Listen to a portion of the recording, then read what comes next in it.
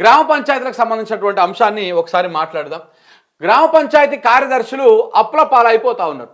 పంచాయతీ కార్యదర్శులు అప్పుల పాలవుతున్నారు. 6-7 నెలలుగా పైసా విదల్చని రేవంత్ సర్కార్. చిన్న గ్రామాలలో మరింత ఎక్కువగా ఇబ్బందులు. వీధి దీపాలు మార్చేందుకు పైసలు కరువు.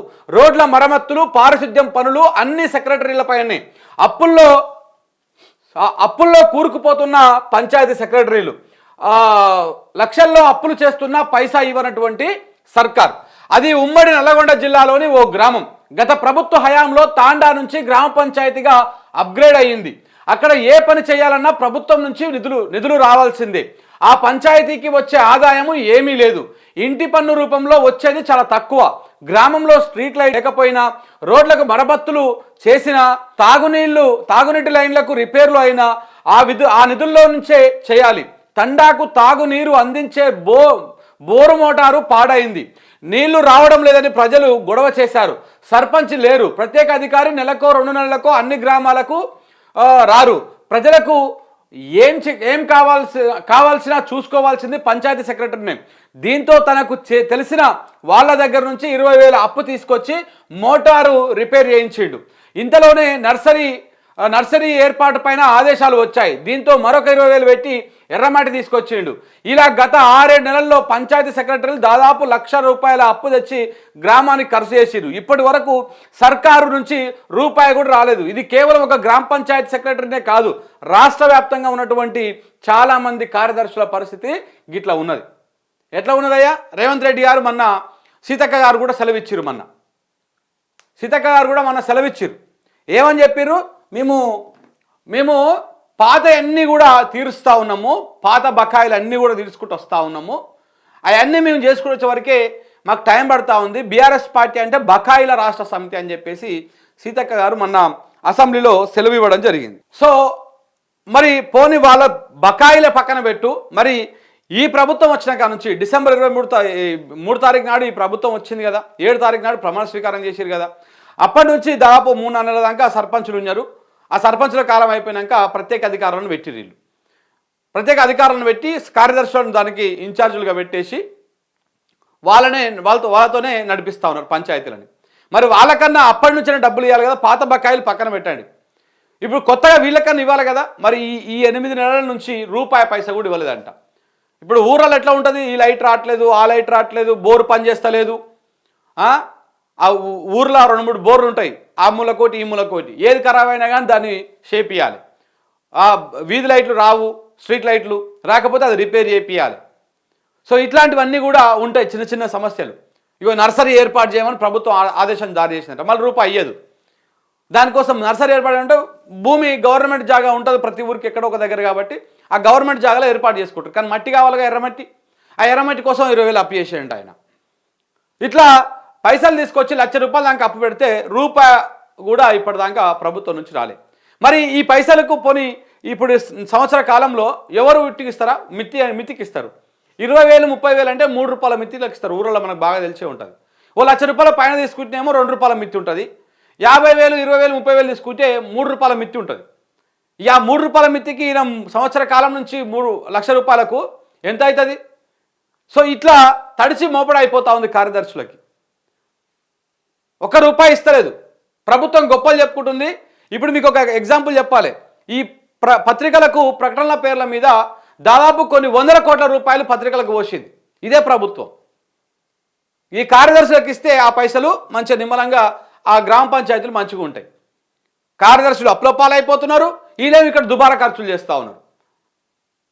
ఈ ధరని తీసేసి భూభారత్ అనేది తెచ్చిగా మనోటి. ఆ భూభారతో మరి భూహారతో తెలుస్తలేదు, కానీ అది తీసుకొచ్చి అయితే 3-4 సార్లు ప్రకటనలు ఇచ్చుకున్నారు. ఇగో మా అద్భుతంగా ఉన్నది, మేము మంచిగా చేస్తున్నాం అని చెప్పేసి. బిల్లు పాస్ కాకముందుకే చట్టం మారిపోయిందని చెప్పేసి ప్రకటనలు ఇచ్చుకున్నారు. ఇలాంటి విచిత్రమైనటువంటి పరిస్థితులు మనం చూస్తూ ఉన్నాం రేవంత్ రెడ్డి గారి సర్కారులో. కానీ అక్కడ గ్రామ పంచాయతీల పరిస్థితి మాట అట్లా ఆ విధంగా ఉన్నది. రూపాయి అంటే రూపాయి కూడా ఇవ్వకుండా మొత్తం అప్పుల పాలైపోతా ఉన్నారు కార్యదర్శులు. సో ఈ రకమైనటువంటి పరిస్థితులు కొనసాగుతూ ఉన్నాయి కార్యదర్శులకు. ఇప్పుడు మళ్ళా రేవంత్ రెడ్డి సర్కార్ ఏమంటుంది? బీఆర్ఎస్ ప్రభుత్వమే అప్పులు మొత్తం బకాయిలు పెట్టిపోయింది. ఈ సర్పంచుల ఆందోళన అర్ధరహితము. సో కాబట్టి మేము అవన్నీ తీర్చుకుంటూ వస్తూ ఉన్నాము అని చెప్పేసి అసెంబ్లీలో ప్రకటిస్తారు. ఆ బకాయిలు పక్కన పెడితే మరి ఇవన్నా మీ హయాంలో అయినటువంటి ఖర్చులన్నా ఇవ్వాలి కదా. ఇవి లేవు, అవి లేవు, ఏవి లేవు. ఇటు పాత బకాయిలు రాలేదు, ఇప్పుడు కొత్తగా వీళ్ళు అధికారంలోకి వచ్చినాక రూపాయి ఇచ్చింది లేదు. ఏడికెళ్ళి ఉంటాయి చెప్పండి. అందిన కాడికి అందినట్టు సంచులు నింపుకొని పోతుండే, ఢిల్లీకి కొని పోతుండే, గుజరాత్కి కొని పోతుండే, మన కొండారెడ్డిపల్లికి కొని పోతుండే, కొడంగల్కి కొని పోతుండే. ఈ సంచులు నింపుకోనికనే సరిపోతుండే వీళ్ళకి. ఇంకా ఈ గ్రామ పంచాయతీలకు ఏడయ్యాలి, పాత బకాయిలు ఏడ చెల్లించాలి, ఇవన్నీ ఏడ చేయాలి. అందిన కాడిక తీసుకున్నామా, దోసుకున్నామా, లోపలేసుకున్నామా, ఇదే కథ నడుస్తూ ఉన్నది. ప్రభుత్వం నుంచి బకాయిలు రాక నిన్నటి వరకు సర్పంచులు ఇబ్బంది పడితే తాజాగా ఆ జాబితాలో పంచాయతీ సెక్రటరీలు చేరారు. తాము చేసిన పనులకు బిల్లులు రాక ఆర్థిక భారంతో విలవిల్లాడుతున్నారు. గ్రామ పంచాయతీల్లో సర్పంచుల పదవీ కాలం ముగిసినప్పటి నుంచి గ్రామ పంచాయతీ ఆర్థిక భారం మొత్తం వారి భుజస్కంధాల పైన పడింది. దీంతో గ్రామ పంచాయతీల్లో 6-7 నెలల నుంచి నిధులు లేకపోయినప్పటికీ కార్యదర్శులు అప్పులు చేస్తూ పనులు చక్కబెడుతున్నారు. ముఖ్యంగా చిన్న గ్రామ పంచాయతీ కార్యదర్శుల పరిస్థితి అత్యంత దారుణంగా ఉన్నది. కొంచెం గ్రామ పంచాయతీ పెద్దదనుకో, ఆ ఇంటి పన్ను అవో ఇవో వస్తాయి, కొంత ఎంతో కొంత వెసులుబాటు ఉంటుంది, కొంత అడ్జస్ట్మెంట్ జరుగుతాయి.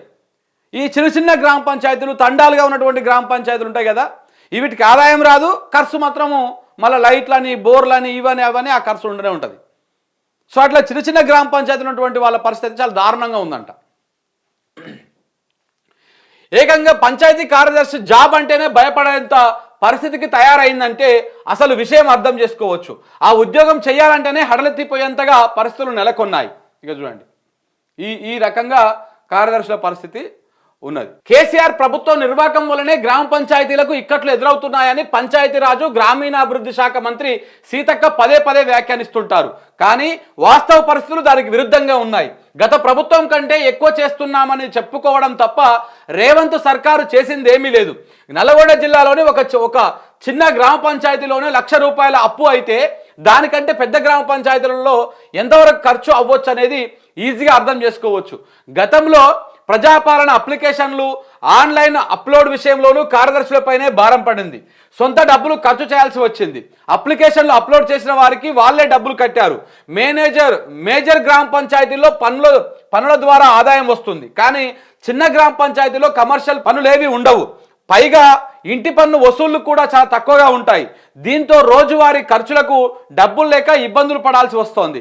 సర్కారు నిధులు ఇవ్వకపోవడంతో కార్యదర్శులు అప్పులు చేసి పెడుతున్నారు. దీంతో సెక్రటరీలు కష్టనష్టాలకు ఓరుస్తూ పనులు సాగిస్తున్నారు. పారిశుద్ధ్య పనుల దగ్గర నుంచి వాహనాలకు డీజిల్, కరెంట్, వీధి దీపాల పనుల వరకు అన్ని వారి నెత్తిపైన పడుతున్నాయి.